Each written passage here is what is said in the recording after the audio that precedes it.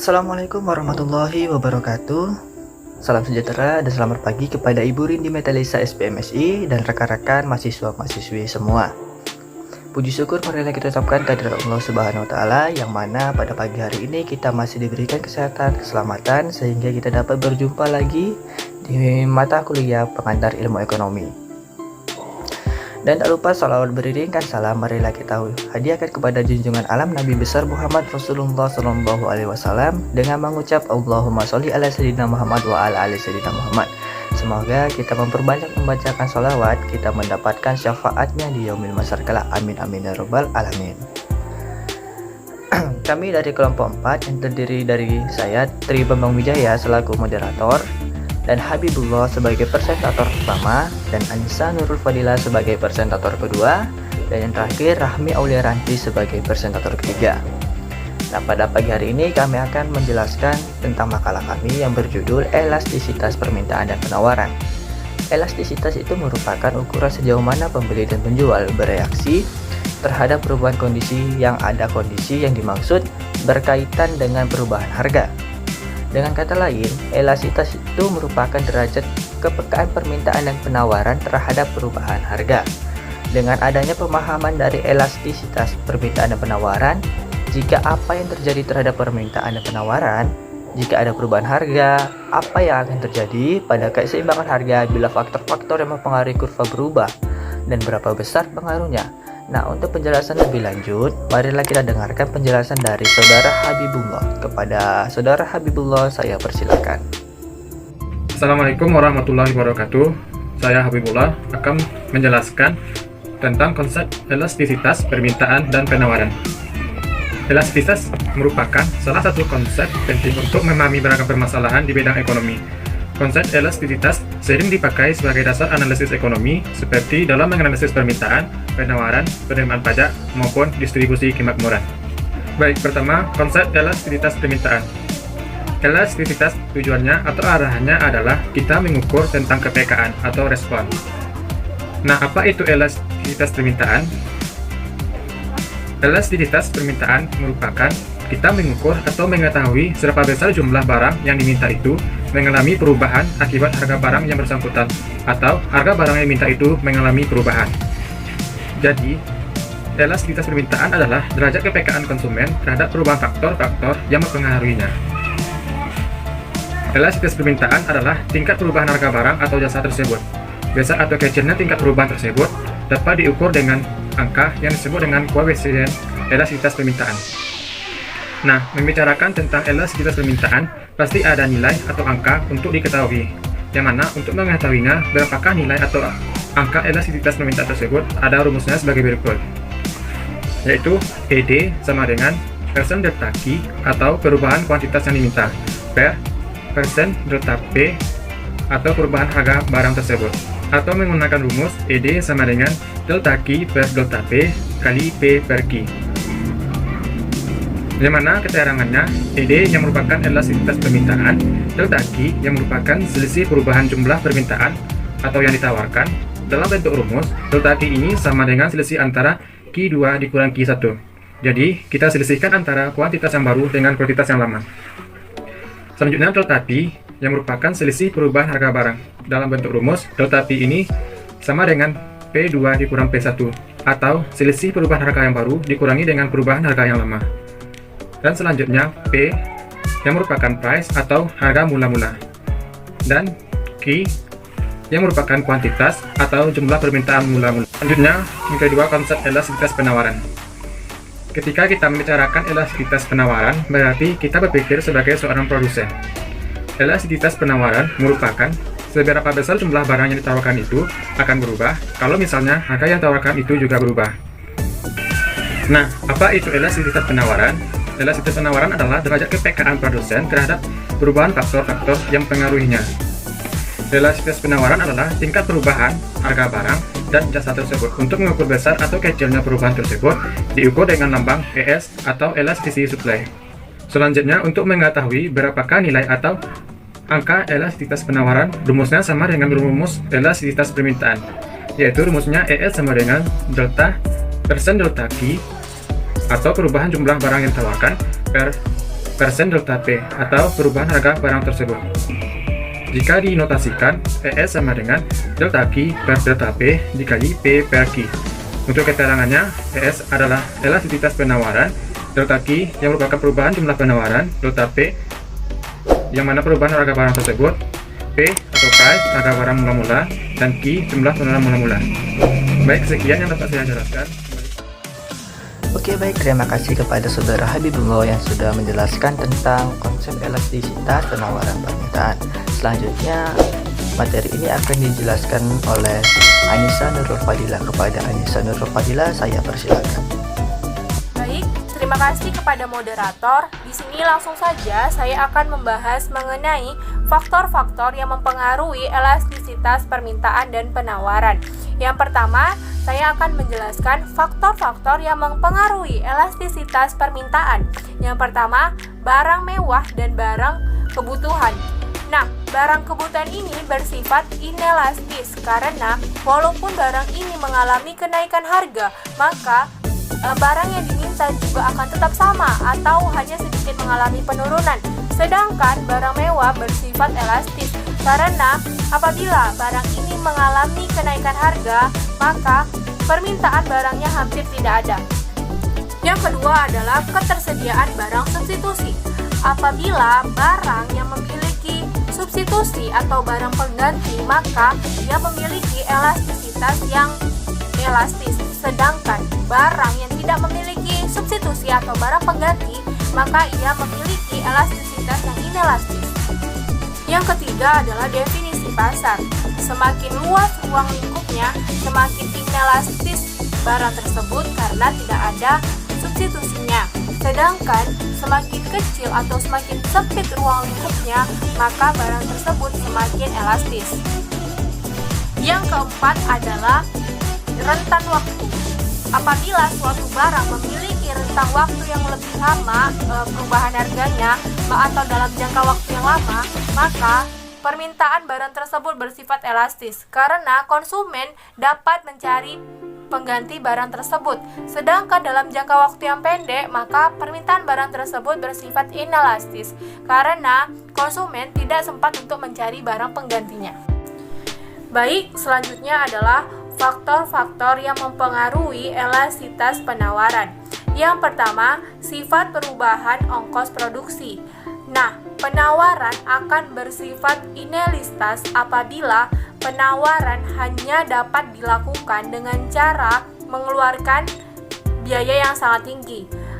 Tetapi, jika penawaran dapat dilakukan dengan cara mengeluarkan biaya yang tidak terlalu tinggi, maka penawaran tersebut akan bersifat elastis.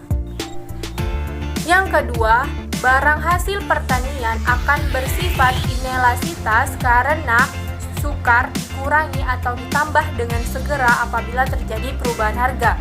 Sebaliknya, hasil industri akan bersifat elastis. Yang ketiga, munculnya atau hilangnya produk saingan.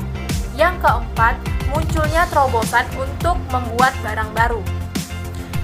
Yang keempat, jangka waktu. Jangka waktu yang pendek, maka penawaran akan bersifat inelastis karena tidak adanya waktu untuk menambah penawaran. Sedangkan jangka waktu yang panjang akan menyebabkan penawaran bersifat elastis karena adanya waktu untuk mengubah atau menambah penawaran yang cukup besar. Baik, itulah penjelasan mengenai faktor-faktor yang mempengaruhi elastisitas penawaran dan permintaan. Selanjutnya saya kembalikan kepada moderator. Oke baik, terima kasih kepada Saudari Anissa Nurul Fadilah telah menjelaskan. Dan selanjutnya saya akan menjelaskan tentang jenis-jenis elastisitas permintaan dan penawaran. Jenis-jenis elastisitas permintaan itu ada 5. Yang pertama itu ada permintaan elastis tidak sempurna atau elastisitas bernilai 0. Permintaan elastis tidak sempurna yaitu perubahan harga tidak merubah permintaan barang. Dengan demikian kurvanya berbentuk vertikal. Kurva berbentuk vertikal ini berarti bahwa berapapun harga yang ditawarkan, kuantitas barang atau jasa tetap tidak berubah. Yang kedua itu ada permintaan elastis sempurna atau elastisitas tak terhingga. Permintaan elastis sempurna menggambarkan produk yang sangat peka terhadap perubahan harga, di mana pada suatu harga tertentu pasar sanggup membeli semua barang yang ada di pasar. Namun kenaikan harga sedikit saja akan menjadikan permintaan jadi 0. Dengan demikian kurvanya berbentuk horizontal. Dan yang ketiga yaitu ada permintaan elastis uniter atau elastisitas sama dengan 1. Permintaan elastis uniter itu menggambarkan harga dan kuantitas produk yang diminta berubah dalam persentase yang sama dan saling mengkompensasi. Contoh produk ini tidak dapat disebutkan secara spesifik. Jenis permintaan ini sebenarnya lebih sebagai pembatas antara permintaan elastis dan tidak elastis, sehingga belum tentu ada produk yang dapat dikatakan memiliki permintaan uniter elastis.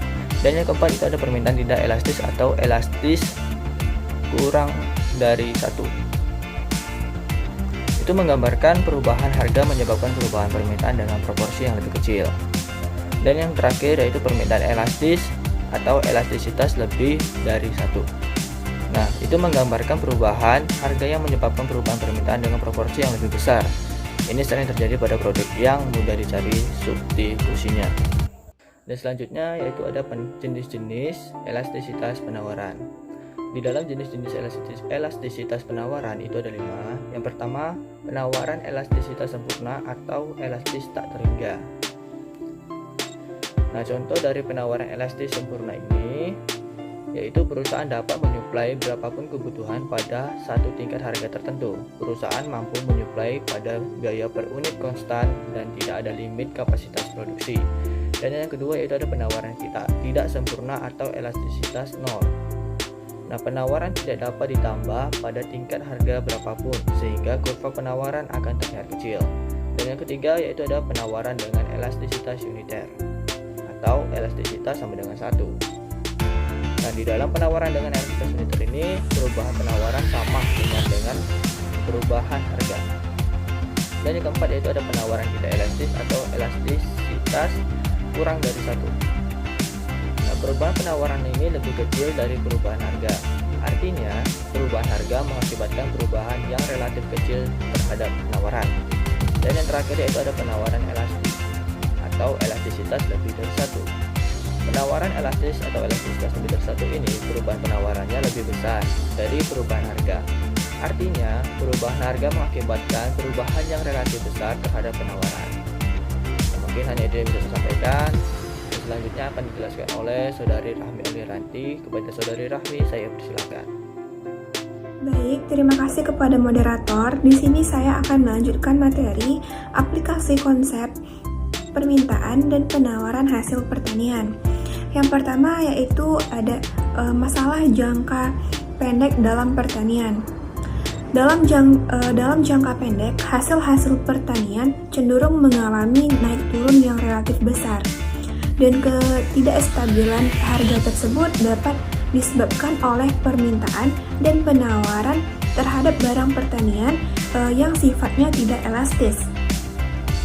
Dan faktor yang menimbulkan ketidakstabilan harga pertanian itu dibedakan menjadi 2. Yang pertama yaitu dapat bersumber dari perubahan penawaran, dan yang kedua dapat bersumber dari perubahan permintaan. Dan yang kedua yaitu permintaan, pendapatan, dan tenaga kerja. Dalam kegiatan pertanian, perubahan permintaan itu lebih mempengaruhi pendapatan daripada kesempatan kerja. Dan yang ketiga yaitu untuk menstabilkan harga dan pendapatan pertanian. Untuk menstabilkan harga dan pendapatan pertanian dapat dilakukan dengan 3 cara, yaitu yang pertama dengan membatasi tingkat produksi yang dapat dilakukan oleh tiap-tiap produsen. Dan yang kedua, melakukan pembelian barang yang ingin distabilkan harganya di pasaran bebas. Dan yang ketiga, yaitu memberikan subsidi kepada produsen apabila harga pasar itu jauh lebih rendah daripada harga yang dianggap sesuai oleh pemerintah. Yang keempat, yaitu kebijakan harga maksimum. Kebijakan harga maksimum ini bertujuan untuk mengendalikan harga pada tingkat yang lebih rendah daripada harga keseimbangan di dalam pasar bebas. Dan yang kelima, yaitu pengaruh dari pajak penjualan. Pemungutan pajak penjualan akan menyebabkan para pembeli harus membayar dengan harga yang lebih tinggi untuk memperoleh barang-barang karena telah dikenakan pajak. Dan yang keenam, yaitu pengaruh subsidi pemerintah. Subsidi adalah pemberian pemerintah kepada produsen untuk mengurangi biaya produksi yang ditanggung oleh produsen. Subsidi dapat menurunkan harga, dan keuntungan yang dapat diperoleh oleh pembeli dengan adanya subsidi ini bergantung pada besarnya harga penurunan yang berlaku. Dan hanya itu yang dapat saya sampaikan. Saya ucapkan terima kasih. Selanjutnya saya kembalikan kepada moderator. Baiklah teman-teman semua, demikianlah presentasi kami pada pagi hari ini terkait elastisitas penawaran dan permintaan. Tapi sebelum saya menutup presentasi pada pagi hari ini, izinkan saya untuk menyampaikan kesimpulan. Nah, jadi kesimpulannya, elastisitas harga permintaan itu mengukur seberapa banyak permintaan barang dan jasa berubah ketika harganya berubah. Elastisitas permintaan ditunjukkan dalam bentuk persentase atas kuantitas yang diminta sebagai akibat dari suatu persen perubahan harga. Elastisitas harga penawaran itu mengukur seberapa banyak penawaran harga dan jasa berubah ketika harganya berubah. Elastisitas harga ditunjukkan dalam bentuk persentase perubahan atas kuantitas yang ditawarkan sebagai akibat dari suatu persen perubahan harga. Setiap perubahan harga akan mengubah kuantitas yang diminta, akan tetapi sampai di mana setiap perubahan harga akan menimbulkan perubahan tersebut. Perbedaan di antara satu barang dengan barang lainnya. Ada yang menimbulkan perubahan kuantitas yang besar, tetapi ada pula yang perubahan kuantitasnya sangat kecil. Elastisitas permintaan dan penawaran itu merupakan ukuran yang menunjukkan sampai di mana kuantitas yang diminta atau ditawarkan akan mengalami perubahan sebagai akibat dari suatu perubahan. Demikianlah kesimpulan yang bisa saya sampaikan. Kami dari kelompok 4 mohon undur diri. Terima kasih atas perhatiannya teman-teman semua, dan mohon maaf apabila ada kesalahan baik perkataan maupun perbuatan. Akhirul kalam, assalamualaikum warahmatullahi wabarakatuh.